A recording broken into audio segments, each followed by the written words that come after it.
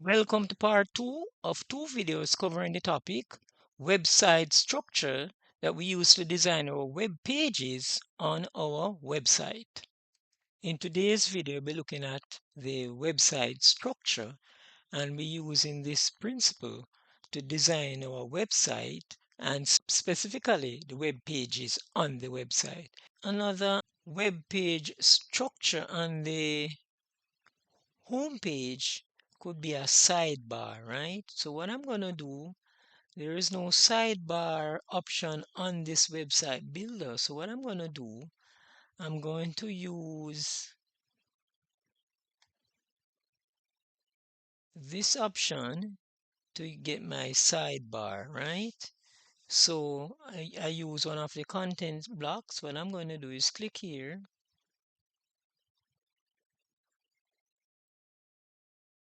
I'm going to click on it to select it. Then I'm going to widen this, right, to make it longer. Right, good. And the sidebar is a narrow vertical column on the right hand side of the web page, and it could have advertisements or links to other content or call to actions button or a search box. So this would be secondary information to the primary content. So here I can click here. I can upload an image if I want. So I'm going to upload this image, right? And here now, I'm going to say this is a preview of the videos. Right. So this we're using this as our sidebar, okay? I'm gonna click outside to close it, right?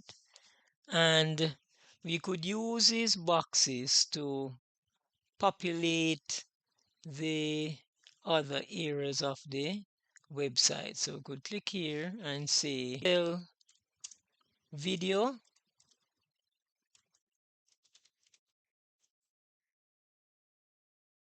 Could click here and write access video, and here we could have a programming video.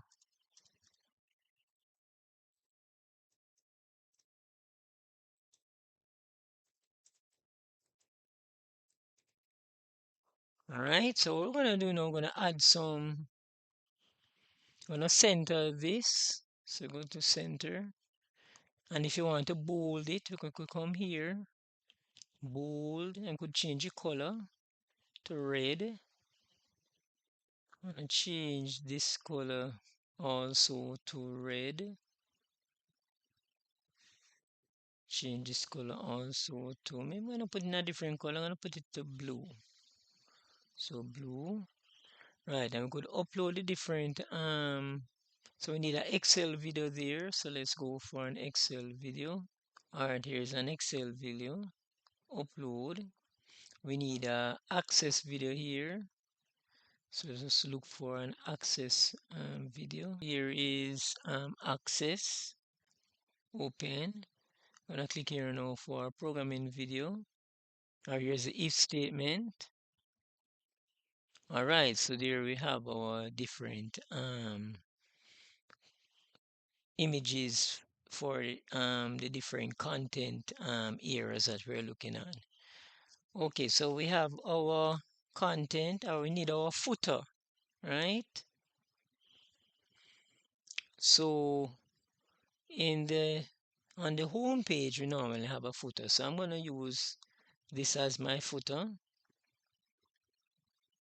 So what I can do in this one, I'm going to say YouTube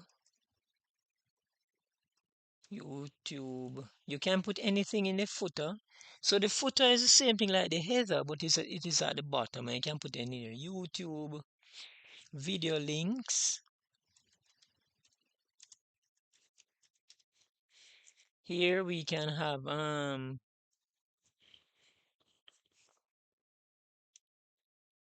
private policy.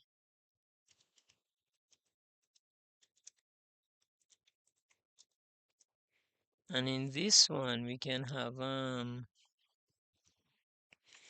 maybe our sitemap.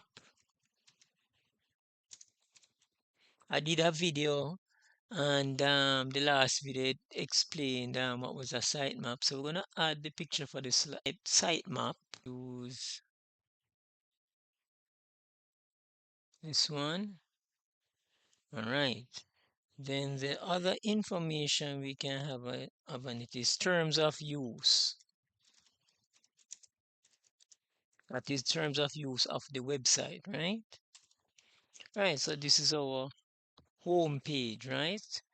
So we can preview it by pressing this icon, and here we have the header is here, right? Traditionally in the header they would have a logo and a banner, but in current trends we now have the navigation bar in the header. If it's not in the header, it's below. You could incorporate a search option in the header too. So again, this is a navigation bar. Then you have the footer, which we have down here. Then we have the slider, and the slider can be on the front page, but for today's video we put it on the videos page to showcase the different videos, right? And then the fifth item is the website content, and here we showed you some content on the home page, right? Then 6, you have the vertical sidebar on the right, and remember the information on the vertical sidebar, right, is the information is secondary to the primary information that is on the web page. We have the footer. The footer is the same thing as the header, but it is at the bottom of the web page. You can put anything on it, but it normally has a contact us, privacy policy, terms of use, the sitemap, if you choose to put a sitemap on it, and the social media icons such as Twitter, Facebook, and Instagram.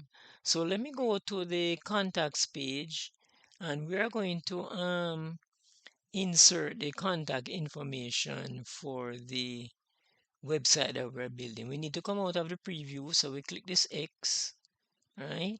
And for the contact us, we're going to use this option. I'm going to click here. You can contact us at CAD with Mr. Hugh at, right, and also we could add the telephone number. So we could write telephone, right, if we choose to add the telephone number. And again, if you wanted to add another photograph, this one, okay, right, and there is our web pages. So this is how you would navigate between the different pages. Here we are on the contact us because it is highlighted. We could go to videos, which is a slideshow slider which we had here. Here it is, right? And we have the home page. So this is how you would use an online website builder to build your web page. Now if you want to embed Now suppose I here I want to embed the different like my YouTube content. So I would click here and I would type in my URL.